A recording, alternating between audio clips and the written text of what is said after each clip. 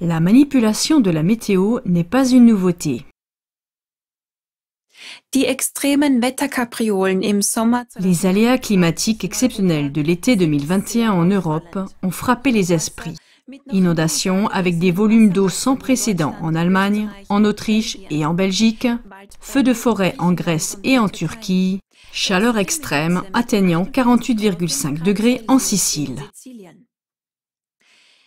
La presse en rejette toute la responsabilité sur les émissions de CO2 d'origine humaine. Mais est-ce la seule raison de ces dérèglements climatiques? Dès la fin du XIXe siècle, l'inventeur Nikola Tesla a expérimenté les ondes EBF pour influencer la météo.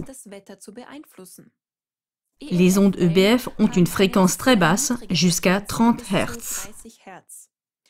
Ces ondes sont utilisées pour irradier l'ionosphère, la couche la plus extrême de l'atmosphère, avec une grande quantité d'énergie émise par des stations construites à cet effet.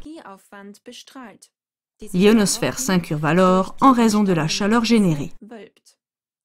C'est ainsi que le cours régulier du jet stream se trouve fortement perturbé. Le jet stream est une ceinture de vent très fort circulant à une distance de 15 à 18 km au-dessus du niveau de la mer. C'est l'artère principale de la planète où se déplace, tel un fleuve gigantesque, d'énormes volumes d'eau. Les nombreuses anomalies météorologiques qui se produisent actuellement sont le résultat de cette manipulation ciblée. Les ondes EBF dirigées vers le ciel sont partiellement réfléchies et déclenchent ainsi des tremblements de terre.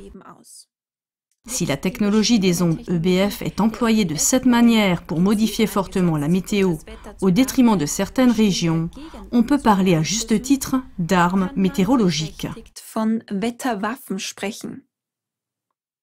Sur la base d'un petit extrait d'une longue liste de catastrophes météorologiques survenues dans le passé, une question se pose.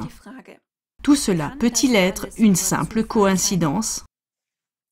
Premièrement, en 1952, dans la ville de Lynmouth dans le Devon en Angleterre, les inondations ont tué 34 personnes dans la nuit du 15 au 16 août.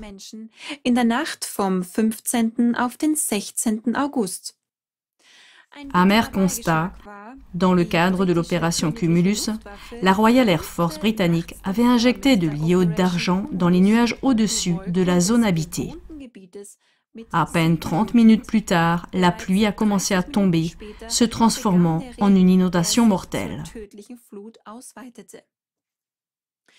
Deuxièmement, à partir d'octobre 1966, pendant la guerre du Vietnam, l'armée de l'air américaine a utilisé de l'iode d'argent pour renforcer les traditionnelles pluies de mousson appelées Opération Popeye, transformant en bourbier les principales lignes d'approvisionnement des Viet Cong.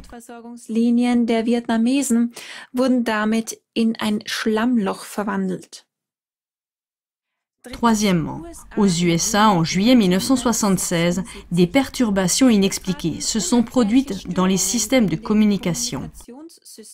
Des signaux ont été interceptés en provenance de Russie, appelés pivers russes.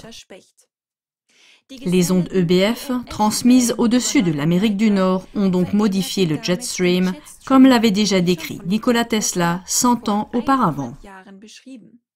Selon le Service météorologique national, la Californie a ainsi connu, entre 1987 et 1992, la pire sécheresse de son histoire.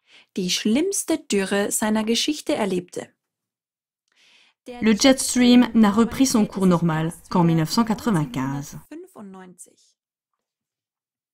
Quatrièmement, en Allemagne, des inondations ont eu lieu ponctuellement lors de 10 élections législatives entre 1980 et 2021.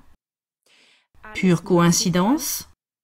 À elles seules, ces listes d'événements passés montrent depuis combien de temps les manipulations météorologiques sont utilisées de manière démontrable. Que pensez-vous qu'il est possible de faire de nos jours? Was ist wohl in unseren Tagen möglich?